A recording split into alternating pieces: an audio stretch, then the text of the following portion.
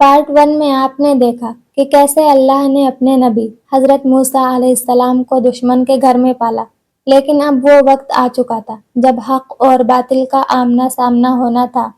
جب ایک طرف اللہ کے نبی کے دلائل تھے اور دوسری طرف فرعون کا غرور، کیا فرعون نے اپنی غلطی مانی یا اس کی ضد نے اسے بربادی کے دہانے پر لا کھڑا کیا؟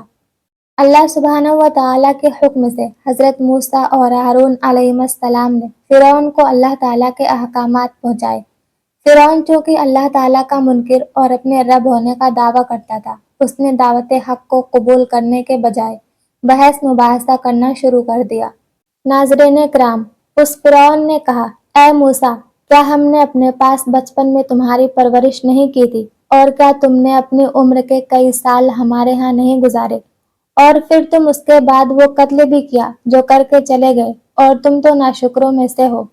موسیٰ علیہ السلام نے جواب دیا، میں نے وہ کام اس وقت غلطی میں کیا تھا، پھر میں تمہارے خوف کی وجہ سے تمہارے پاس سے بھاگ گیا تھا۔ اس کے بعد مجھے میرے رب نے حکمت عطا فرمائی اور مجھے اپنا رسول بنا لیا۔ رہا تیرا احسان جو تو مجھ پر جتلا رہا ہے، اس کا سبب تو یہ تھا کہ تو نے بنی اسرائیل کو غلام بنا رکھا تھا۔ فرعون نے پوچھا، یہ رب العالمین کیا چیز ہے؟ انہوں نے یعنی موسیٰ علیہ السلام نے جواب دیا، وہ آسمان و زمین اور ان کے درمیان کی تمام مخلوقات کا رب ہے، اگر تمہیں یقین آ جائے۔ اس فرعون نے اپنے ارد گرد والوں سے کہا کہ کیا تم اس کی بات نہیں سن رہے؟ انہوں نے فرمایا، وہی تمہارا اور تمہارے پہلے گزرے ہوئے آباء و اجداد کا رب ہے۔ فرعون نے کہا، اے سردارو، میں تو اپنے علاوہ تمہارا کوئی معبود نہیں جانتا۔ اے حامان، تو مٹی کی اینٹوں کو آگ میں پکا، پھر میرے لیے ایک اونچی عمارت تیار کر تاکہ میں اس پر چڑھ کر موسیٰ کے معبود کو دیکھ سکوں، اور بلا شبہ میں تو اسے جھوٹوں میں سے ہی سمجھتا ہوں۔ ناظرین کرام، فرعون اپنے آپ کو لوگوں کا رب سمجھتا تھا۔ جب حضرت موسیٰ علیہ السلام نے اسے دلائل کے ساتھ رب العالمین کی پہچان کروا دی اور اس کے شبہات کا ازالہ کر دیا تو اس کے پاس ضد اور دشمنی کے علاوہ کوئی چیز باقی نہ رہی۔ اس نے آپ علیہ السلام کو پاگل ثابت کرنے کی کوشش کے ساتھ ساتھ یہ دھمکی بھی دی کہ اگر تم نے میرے علاوہ کسی اور کو معبود بنایا تو میں تمہیں قید کر دوں گا۔ لیکن حضرت موسیٰ علیہ السلام اللہ تعالیٰ کے فضل و کرم سے ثابت قدم رہے اور اس کے دھمکیوں کی کوئی پرواہ نہیں کی۔ فرعون جب حضرت موسیٰ علیہ السلام کی معقول اور مدلل گفتگو سے لاجواب ہو گیا اور اسے یقین ہو گیا کہ حضرت موسیٰ علیہ السلام اپنی دعوت توحید کو پھیلانے میں پختہ عزم رکھتے ہیں، تو اس نے حضرت موسیٰ علیہ السلام سے معجزہ پیش کرنے کا مطالبہ کیا۔ پس موسیٰ علیہ السلام نے اپنا عصا زمین پر ڈال دیا تو وہ فوراً ایک جیتا جاگتا اژدہا بن کر ظاہر ہوا، اور بغل سے اپنا ہاتھ باہر نکالا تو وہ دیکھنے والوں کے لیے سفید چمکتا ہوا تھا۔ حضرت موسیٰ علیہ السلام نے جب اللہ تعالیٰ کے عطا کردہ معجزات کو فرعون کے سامنے پیش کیا تو فرعون معجزات کو دیکھ کر سمجھ گیا کہ واقعی موسیٰ علیہ السلام اپنی نبوت کی سچائی پر بہت بڑی دلیل لے کر آئے ہیں، لیکن پھر بھی اس نے حضرت موسیٰ علیہ السلام پر ایمان لانے کی بجائے اپنے درباریوں کو دھوکہ دینے کے لیے کہا کہ یہ تو بڑا ماہر جادوگر ہے، یہ چاہتا ہے کہ اپنے جادو کے زور سے تمہیں تمہاری سرزمین سے نکال کر خود قابض ہو جائے۔ تم ہی بتاؤ اس کے بارے میں کیا کیا جائے؟ فرعون کی قوم کے سرداروں نے کہا کہ اس کا حل یہ ہے کہ تمام شہروں سے ماہر جادوگروں کو بلا کر ان سے مقابلہ کروا کر انہیں شکست دی جائے۔ یہ دیکھ کر لوگ خود ہی ان کی بات کو نظر انداز کر کے ہمارے حمایتی بن جائیں گے۔ ناظرین کرام، فرعون نے اپنی قوم کے سرداروں کی بات مانتے ہوئے تمام شہروں میں جادوگروں کو جمع کرنے کے لیے قاصد روانہ کر دیے، اور اپنے ملک کے اہم عہدیداروں سمیت عام لوگوں کو بھی یہ منظر دیکھنے کی دعوت دی۔ حضرت موسیٰ علیہ السلام خود بھی یہی چاہتے تھے کہ سب لوگوں کے سامنے اللہ تعالیٰ کی آیات، معجزات اور دلائل ظاہر کرنے کا موقع ملے، لہٰذا آپ علیہ السلام کو موقع مل گیا، اور آپ علیہ السلام نے فرمایا، جس دن تمہارا تہوار یعنی خوشی منانے کا دن ہوتا ہے، اس دن کے ابتدائی وقت میں سب کے سامنے جادوگروں سے مقابلہ ہوگا۔ فرعون نے جو جادوگر جمع کی انہیں حضرت موسیٰ علیہ السلام کے مقابلے میں کامیابی پر انعامات کا لالچ بھی دیا۔ آخر کار فتح حق کو ہوئی۔ جب فرعون اور اس کے ملک کے اہم عہدیدار اور عام لوگ جمع ہو گئے اور جادوگر بھی میدان میں آ گئے تو موسیٰ علیہ السلام نے عین موقع پر جادوگروں سے کہا، تمہاری شامت ہو، تم اللہ پر جھوٹی تہمت نہ لگاؤ ورنہ وہ تمہیں ایک سخت عذاب سے ہلاک کر دے گا۔ کہ جس نے بھی اللہ پر جھوٹ باندھا وہ ناکام ہی رہا۔ یہ سن کر وہ اپنے اس معاملہ میں اختلاف اور آپس میں سرگوشیاں کرنے لگے۔ وہ آپس میں کہنے لگے، یہ دونوں محض جادوگر ہیں اور یہ چاہتے ہیں کہ اپنے جادو کے زور سے تمہیں تمہارے ملک سے نکال دیں اور تمہارے بہترین نظام زندگی کو برباد کر دیں۔ لہٰذا تم اپنے تمام داؤ پیچ اکٹھے کرو اور سب بانٹ کر آگے بڑھو، اور جو آج کے دن غالب آئے گا وہی کامیاب رہے گا۔ جب جادوگر آپ علیہ السلام سے مقابلہ کے لیے آئے تو وہ صفیں بنا کر کھڑے ہو گئے اور ان کے سامنے حضرت موسیٰ و ہارون علیہم السلام بھی کھڑے ہو گئے۔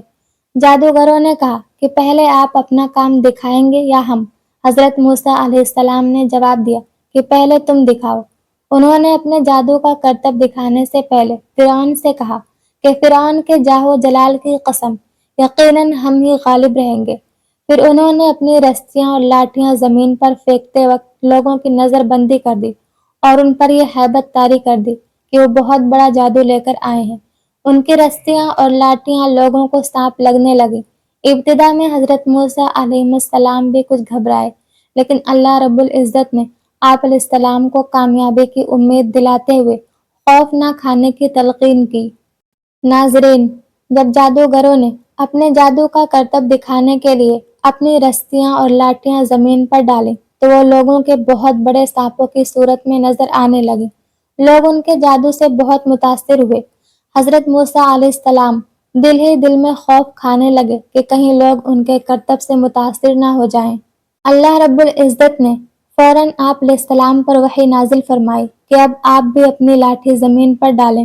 لہٰذا جب آپ علیہ السلام نے اللہ تعالیٰ کے حکم کی تعمیل کرتے ہوئے اپنی لاٹھی زمین پر ڈالی تو وہ بہت بڑا اژدہا بن کر جادوگروں کی پھینکی ہوئی رسیوں اور لاٹھیوں کی طرف آیا اور ایک ایک کر کے سب کو تیزی سے نگلنے لگا۔ لوگ یہ منظر دیکھ کر تعجب کرنے لگے، اس صورت حال کو دیکھ کر حیران ہو گئے اور وہ یہ سمجھ گئے کہ یہ جادو یا وہم و خیال نہیں بلکہ یہ اللہ سبحانہ و تعالیٰ کی طرف سے حق ہے جو اللہ تعالیٰ کی قدرت کی صورت میں ظاہر ہوا ہے۔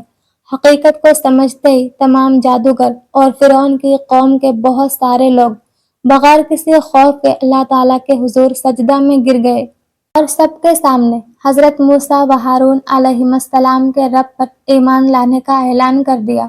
ناظرین، حق کی یہ جیت ہمیں بتاتی ہے کہ سچ ہمیشہ غالب آتا ہے۔ اگر آپ کو حضرت موسیٰ علیہ السلام کے یہ ایمان افروز واقعات پسند آ رہے ہیں تو اس ویڈیو کو لائک کریں اور ذات الانواع کو سبسکرائب کر کے اس سفر میں ہمارے ساتھی بنیں۔ چلیے اب دیکھتے ہیں کہ فرعون نے ان جادوگروں کے ساتھ کیا کیا۔ فرعون نے دیکھا کہ جادوگر حضرت موسیٰ علیہ السلام کے معجزہ سے مغلوب ہو کر مسلمان ہو چکے ہیں اور حضرت موسیٰ اور ہارون علیہ السلام کی عوام کی نظروں میں قدر و منزلت بڑھ گئی ہے تو بہت گھبرا گیا۔ اس نے سوچا کہ حضرت موسیٰ علیہ السلام کو شکست دینے کی میری جو آخری چال تھی وہ بھی ناکام ہو گئی۔ لہٰذا اس نے مکر و فریب کا سہارا لیتے ہوئے جادوگروں کو دھمکی دی کہ تم نے میری رعایا ہونے کے باوجود میری اجازت کے بغیر موسیٰ کے رب پر ایمان لانے کا اعلان کر دیا ہے۔ مجھے تو یہ معلوم ہو رہا ہے کہ موسیٰ تمہارا استاد ہے اور تم سب نے مل کر یہ سازش تیار کی ہے کہ یہاں کے رہنے والوں کو باہر نکال کر خود آرام سے رہو۔ میں تمہیں ایسی عبرتناک سزا دوں گا تاکہ آئندہ کسی کو ایسی غداری کرنے کی جرت ہی نہ ہو۔ پہلے تمہارے ہاتھ پاؤں مخالف سمتوں سے کٹواؤں گا اور پھر تم سب کو صلیب پر چڑھا دوں گا۔ ناظرین، فرعون نے جب جادوگروں کو سخت ترین سزا کی دھمکی دی تو انہوں نے اس دھمکی کی کوئی پرواہ نہیں کی، اس لیے کہ وہ ایمان کی مٹھاس کو چکھ چکے تھے اور جس کے دل میں ایمان کی مٹھاس بیٹھ جائے کائنات کی کوئی بڑی سی بڑی طاقت بھی اس کو ایمان سے نہیں ہٹا سکتی۔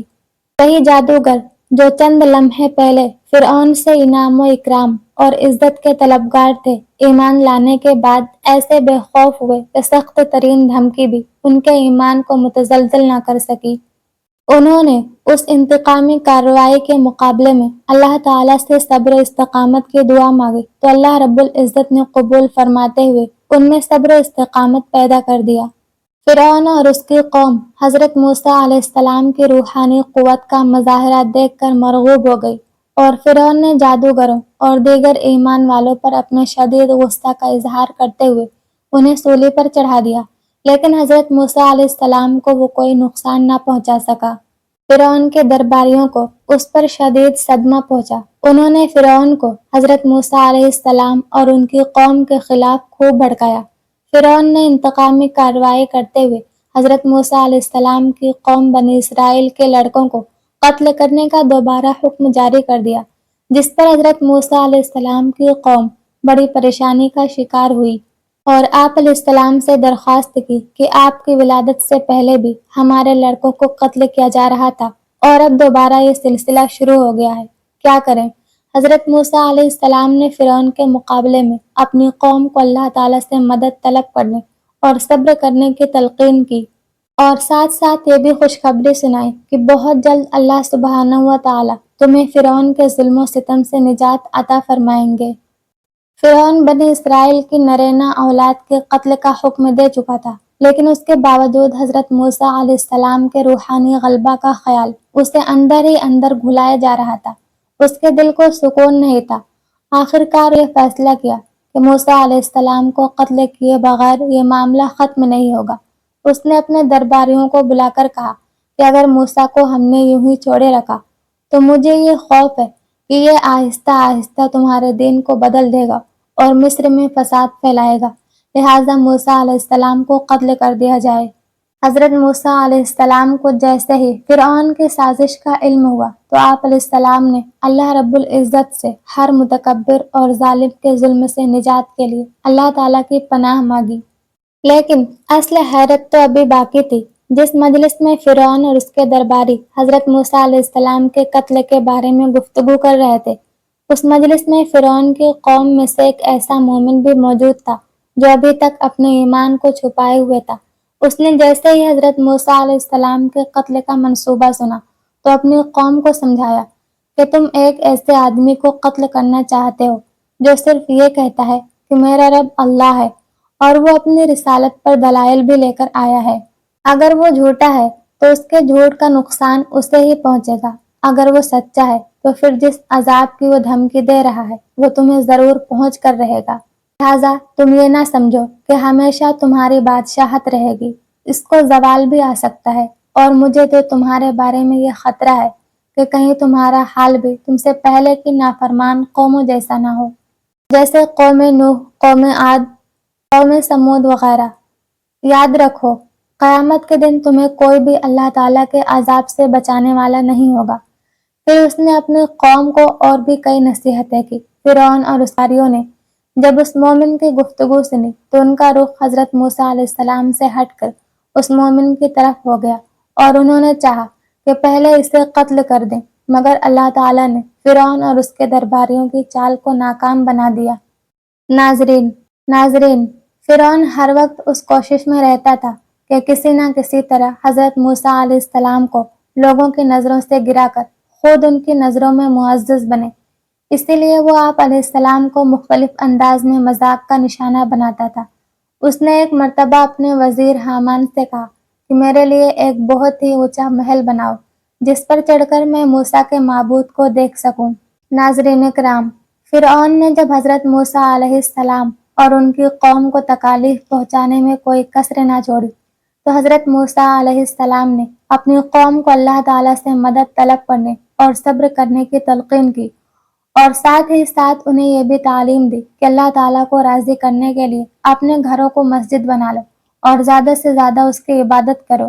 پھر آپ اور ہارون علیہ السلام نے اللہ سبحانہ و تعالیٰ کے حضور دعا مانگی، اے اللہ، آپ نے فرعون اور اس کی قوم کو اس لیے دولت، قوت اور حکومت عطا فرمائی ہے کہ وہ ظلم و زیادتی کریں، لہٰذا آپ بھی ان کے مظالم کا مزہ انہیں چکھائیں گے اور ان کے مال و دولت کو تباہ و برباد کر دیں۔ اللہ تعالیٰ نے حضرت موسیٰ اور ہارون علیہ السلام کی دعا کو قبول فرما کر فرعون اور اس کی قوم پر مختلف عذاب نازل فرمائے تاکہ وہ سیدھی راہ پر آ سکیں۔ ناظرین کرام، جب فرعون اور اس کی قوم سرکشی میں مبتلا ہو گئی تو اللہ رب العزت نے ان پر عذاب نازل فرمائے۔ سب سے پہلے قحط آیا، فرعون اور اس کی قوم کے باغات میں پھلوں کی کمی ہو گئی، لیکن بجائے اس کے کہ اس سے نصیحت حاصل کرتے، انہوں نے حضرت موسیٰ علیہ السلام پر یہ الزام عائد کر دیا کہ یہ آپ اور آپ کے ساتھیوں کی وجہ سے مصیبت آئی ہے۔ پھر ان پر طوفان آیا، کئی دن تک مسلسل ان پر بارش برستی رہی۔ قوم فرعون کے گھروں میں پانی جمع ہو گیا، مگر بنی اسرائیل کے گھر اس سے محفوظ رہے۔ پھر ٹڈیوں کا عذاب آیا، ٹڈیوں نے قبطیوں کے باغات، کھیت اور ہر قسم کی سبز چیزیں چاٹ لیں، مگر بنی اسرائیل کا کوئی نقصان نہ ہوا۔ 7 دن تک مسلسل قبطی اس عذاب میں مبتلا رہے۔ پھر جوؤں کا عذاب آیا جو قبطیوں کے خون کو چوس رہی تھی۔ لوگوں کے لیے کھانا پینا، سونا اور آرام کرنا مشکل ہو گیا۔ پھر اللہ تعالیٰ نے مینڈکوں کا عذاب نازل کیا، کھانے پینے کی چیزوں میں مینڈک ہی مینڈک نظر آنے لگے۔ پھر خون کا عذاب آیا، قبطیوں کے استعمال کا سارا پانی خون بن گیا۔ جب بھی ایک عذاب آتا تو حضرت موسیٰ علیہ السلام سے درخواست کرتے کہ آپ اللہ تعالیٰ سے دعا کریں کہ یہ دور ہو جائے، ہم بھی مومن بن جائیں گے۔ مگر جب حضرت موسیٰ علیہ السلام کے دعا مانگنے سے اللہ سبحانہ و تعالیٰ عذاب ٹال دیتے تو دوبارہ سرکشی کرنے لگتے۔ ناظرین کرام، اللہ رب العزت نے حضرت موسیٰ علیہ السلام کی دعا پر قوم فرعون پر مختلف عذاب نازل فرمائے تاکہ وہ غفلت سے بیدار ہو کر اپنی اصلاح کر سکیں، مگر وہ پھر بھی بیدار نہ ہوئے اور اپنے ظلم و زیادتی میں مصروف رہے۔ اللہ رب العزت نے حضرت موسیٰ علیہ السلام کو حکم دیا کہ آپ بنی اسرائیل کو لے کر مصر سے نکل جائیں اور اپنے باپ دادا کی سرزمین فلسطین یا کنعان چلے جائیں۔ وہاں جانے کے صرف 2 ہی راستے ہیں، ایک خشکی کا راستہ جو بالکل قریب ہے اور دوسرا بحر احمر کا راستہ جو کچھ دور ہے۔ اللہ تعالیٰ کی مصلحت کا تقاضا یہی تھا کہ بنی اسرائیل خشکی کا راستہ چھوڑ کر دریائی راستہ اختیار کریں۔ حضرت موسیٰ اور ہارون علیہ السلام بنی اسرائیل کو ساتھ لے کر راتوں رات بحر احمر کے راستے سے اتنی جلدی روانہ ہوئے کہ بنی اسرائیل کی عورتوں نے قبطی عورتوں سے جو زیورات عاریتاً لیے تھے وہ بھی واپس نہ کر سکیں۔ جیسے ہی فرعون کو بنی اسرائیل کے مصر سے روانہ ہونے کی اطلاع ملی، اس نے فوراً اپنی فوج کو ساتھ لے کر ان کا تعاقب کیا اور صبح ہونے سے پہلے ہی ان کے قریب جا پہنچا۔ بنی اسرائیل نے جب پیچھے مڑ کر دیکھا کہ فرعون اپنی فوجوں کو لے کر آ رہا ہے تو وہ گھبرا کر کہنے لگے، اب تو ہم گرفتار ہو جائیں گے کیونکہ آگے دریا ہے اور پیچھے دشمن کی فوج۔ ناظرین، فرعون اپنے لشکروں سمیت جب حضرت موسیٰ علیہ السلام کے قریب پہنچا اور بنی اسرائیل انہیں دیکھ کر پریشان ہو گئے تو اللہ تعالیٰ نے حضرت موسیٰ علیہ السلام کو تسلی دیتے ہوئے فرمایا، تم خوف نہ کھاؤ، اللہ کا وعدہ یقیناً سچا ہے، وہ تمہیں ضرور نجات دے گا۔ بس اپنی لاٹھی کو پانی پر مارو، اس سے دریا میں راستے بن جائیں گے۔ جب آپ علیہ السلام نے اپنی لاٹھی کو پانی پر مارا تو پھٹ کر 12 راستے بن گئے اور ہر 2 راستوں کے درمیان پہاڑوں کی طرح پانی کھڑا ہو گیا۔ حضرت موسیٰ علیہ السلام کے حکم سے بنی اسرائیل ان راستوں پر چل دیے اور دریا سے پار ہو گئے۔ فرعون نے جب یہ دیکھا کہ دریا میں راستے بنے ہوئے ہیں، اس نے اپنی قوم سے کہا، میری کرشمہ سازی دیکھی کہ دریا نے بھی راستے دے دیے، لہٰذا تم بڑھتے جاؤ اور بنی اسرائیل کو جا کر پکڑ لو۔ فرعون بھی اپنی فوجوں کے ساتھ دریا کے راستوں میں داخل ہوا۔ جب تمام فوجیں دریا کے اندر پہنچ گئی تو اللہ تعالیٰ نے پانی کو حکم دیا، وہ اپنی اصلی حالت میں آ گیا اور فرعون اپنی فوجوں سمیت غرق ہونے لگا۔ اس نے فوراً کہا، میں اب اسی رب پر ایمان لاتا ہوں جس پر بنی اسرائیل ایمان لائے ہیں، اور میں اب اور بردار بن کر رہوں گا۔ لیکن اللہ کی طرف سے اسے کہا گیا کہ اس سے پہلے تو اللہ کی نافرمانی کرتا رہا اور اب تیری اس توبہ کا کوئی فائدہ نہیں۔ ناظرین کرام، اللہ تعالیٰ نے فرعون کو غرق کرنے سے پہلے ہی یہ طے کر لیا تھا کہ اپنے آپ کو رب اعلیٰ کہلواتا ہے، میں اسے ہلاک کرنے کے بعد اس مغرور متکبر کی ناش کو قیامت تک آنے والی نسلوں کے لیے نشان عبرت بناؤں گا تاکہ اس کے انجام کو دیکھ کر آئندہ کوئی بھی اپنے معبود ہونے کا دعویٰ نہ کرے۔ جب رسول اکرم صلی اللہ علیہ وسلم ہجرت کر کے مدینہ منورہ تشریف لائے تو وہاں کے یہودی عاشورہ یعنی 10 محرم کے دن روزہ رکھا کرتے تھے۔ آپ علیہ السلام نے ان سے دریافت فرمایا، تم اس دن کا روزہ کیوں رکھتے ہو؟ انہوں نے جواب دیا، یہ بڑا مبارک دن ہے، اس دن اللہ تعالیٰ نے موسیٰ علیہ السلام اور اس کی قوم کو فرعون کے ظلم و ستم سے نجات عطا فرمائی تھی۔ فرعون اور اس کی فوج کو دریا میں غرق کیا تھا، موسیٰ علیہ السلام نے شکر کے طور پر اس دن روزہ رکھا تھا، اس لیے ہم یہود بھی اس دن کا روزہ رکھتے ہیں۔ آپ علیہ السلام نے صحابہ سے فرمایا، ہم موسیٰ علیہ السلام سے تعلق رکھنے کا زیادہ حق رکھتے ہیں اور ان سے زیادہ قریب ہیں۔ پھر آپ صلی اللہ علیہ وسلم نے خود بھی یوم عاشوراء کا روزہ رکھا اور صحابہ کو بھی اس دن روزہ رکھنے کا حکم دیا۔ یہود کی مخالفت کرتے ہوئے آپ صلی اللہ علیہ وسلم نے صحابہ کو 10 محرم کے ساتھ 9 محرم کا روزہ رکھنے کی بھی تعلیم دی ہے۔ ناظرین کرام، فرعون کا انجام آج بھی ہم سب کے لیے ایک بڑی نشانی ہے۔ اللہ ہمیں ایمان پر ثابت قدمی عطا فرمائے۔ اگر آپ چاہتے ہیں کہ میں اس واقعے کا تیسرا حصہ بھی بناؤں جس سے ہم بنی اسرائیل کے میدان طیٰ کے واقعات پر بات کریں گے تو کمنٹس میں ضرور بتائیں۔ اگلے ویڈیو تک کے لیے اللہ حافظ۔ چینل کو سبسکرائب کرنا مت بھولیے گا۔